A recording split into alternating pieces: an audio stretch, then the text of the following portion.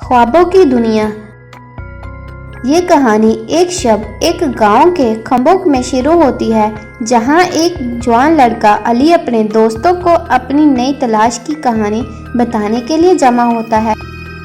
अली की कहानी का आगाज वहां से होता है जब वो शाम को ख्वाबों की दुनिया में चला जाता है। ये ख्वाबों की दुनिया एक ख्वाब की तरह जो हमारे वाकई जहान के साथ जुड़ी होती है, लेकिन वहाँ कुछ भी ख्वाब की तरह नहीं होता।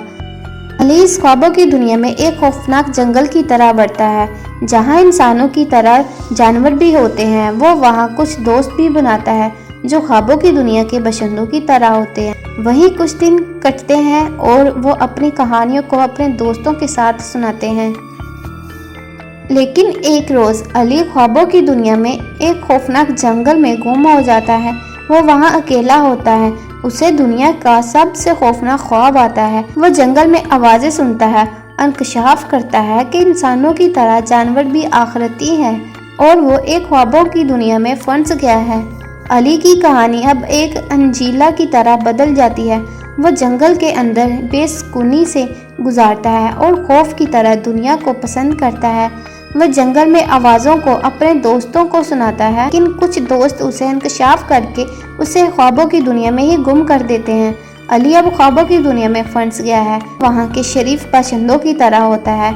वो अब वहाँ के ख्वाबों की दुनिया के हाकिम के पास पहुँचता है, जो वहीं के सबसे तरफदार और खुश आइंदा इंसान होता है।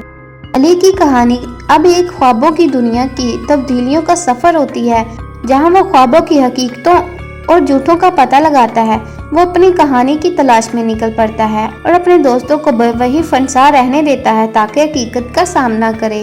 कहानी का तमाम वहीं पर होता है जहां अली अपने दोस्तों के साथ अपनी कहानी को सुनता है।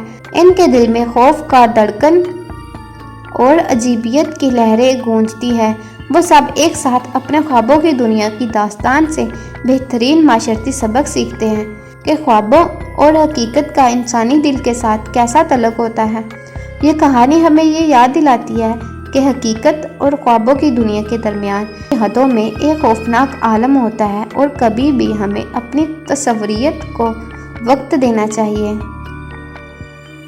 और इसी के साथ हमारी ये कहानी यहीं पर ख़त्म होती है। Thank you for watching.